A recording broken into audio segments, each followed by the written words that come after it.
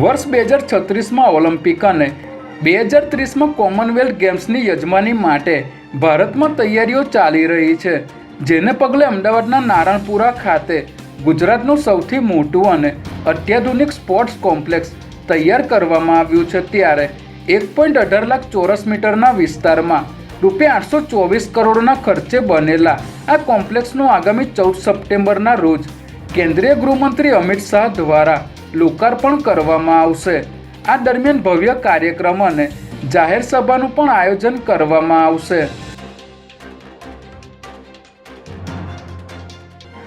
અમદાવાદના વટવા વિસ્તારમાં કાયદો અને વ્યવસ્થા જાળવવા માટે ઝોન 6 ડીસીપી ભગીરથ ગઢવીના માર્ગદર્શન હેઠળ મોડી રાત્રે મેગા કોમ્બિંગ ઓપરેશન હાથ ધરાયું હતું, જેમાં ખાસ કરીને વટવા સદભાવનાનગર 4 માળિયા વિસ્તારમાં અનેક ગુનાહિત પ્રવૃત્તિઓમાં સંડોવાયેલા આરોપીઓ રહેતા હોવાના પગલે ચેકિંગ કરવામાં આવ્યું હતું। ત્યારે આ કોમ્બિંગ દરમિયાન છરી તલવાર જેવા હથિયારો સાથે રાખનાર 7 શખ્સોની ધરપકડ કરવામાં આવી હતી, તેમજ 400થી પણ વધારે વાહનો સર્ચ કરી 3 વાહનો ડિટેન કરવામાં આવ્યા હતા।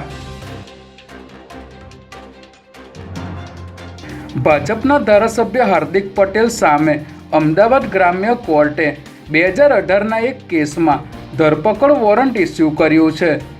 2018માં અમદાવાદના નિકોલ વિસ્તારમાં પાસના આંદોલન સમયે હાર્દિક પટેલ સહિતના પાસ આગેવાનો સામે ગુનો નોંધવામાં આવ્યો હતો અને હાલ આ કેસ અમદાવાદ ગ્રામ્ય કોર્ટમાં ચાલી રહ્યો છે।